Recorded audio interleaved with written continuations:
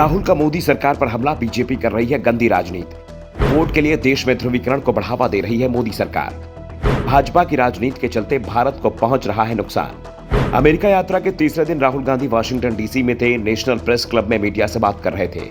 पत्रकारों के हर सवाल का जवाब दे रहे थे। बात करते हुए काफी सहज भी दिखाई दे रहे थे। राहुल मीडिया से लगातार बातचीत करते रहे, इसलिए सहजता दिखाई दे रही थी।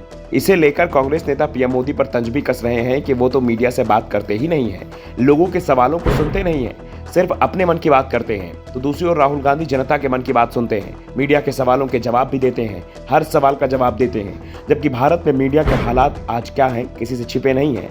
राहुल गांधी ने प्रेस क्लब में पत्रकार वार्ता में एक सवाल के जवाब में कहा कि भारत में प्रेस की स्वतंत्रता कमजोर होती जा रही है, जो किसी से छिपी नहीं है और ये सभी जानते हैं। भारत में संस्थानों पर निश्चित रूप से कब्जा है। मुझे लगता है कि लोकतंत्र के लिए प्रेस की स्वतंत्रता महत्वपूर्ण है और आलोचना को सुनना चाहिए। ये सिर्फ प्रेस की आजादी नहीं है, ये हर तरफ हो रहा है। संस्थागत ढांचे पर भी शिकंजा कसा जा रहा है।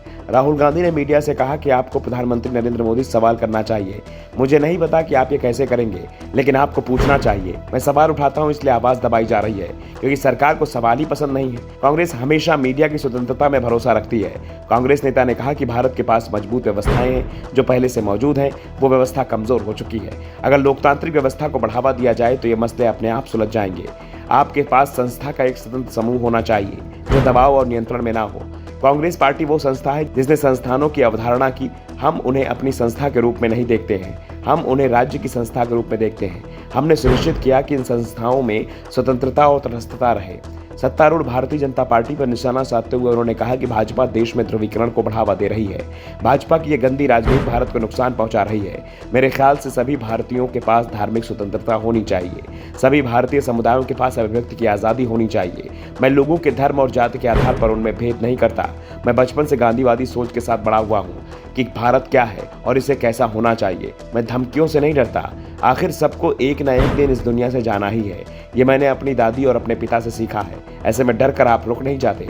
भारत जोड़ो यात्रा का जिक्र करते हुए राहुल गांधी ने कहा कि भारत में समूचा विपक्ष संघर्ष कर रहा है, संस्थाओं पर कब्जा है। लोकतांत्रिक लड़ाई लड़ने के लिए हम संघर्ष कर रहे हैं। इसलिए कुछ महीनों पहले हमने पूरे भारत में यात्रा करने की सोची। राहुल गांधी ने कहा कि मैंने कभी भी सोचा नहीं था कि मैं पहला व्यक्ति बनूंगा जिसे मानहानि के मामले में सबसे बड़ी सजा मिलेगी और लोकसभा की सदस्यता गंवानी पड़ेगी, लेकिन राजनीतिक तौर पर इससे मुझे ज्यादा बड़ा मौका मिला है। राहुल ने कहा कि मैंने संसद में अडानी का मुद्दा उठाया था और इसी के चलते मेरी संसद सदस्यता चली गई। ब्रिटेन में हुए बयान को लेकर संसद में हुए हंगामे पर भी राहुल गांधी ने सवाल उठाए।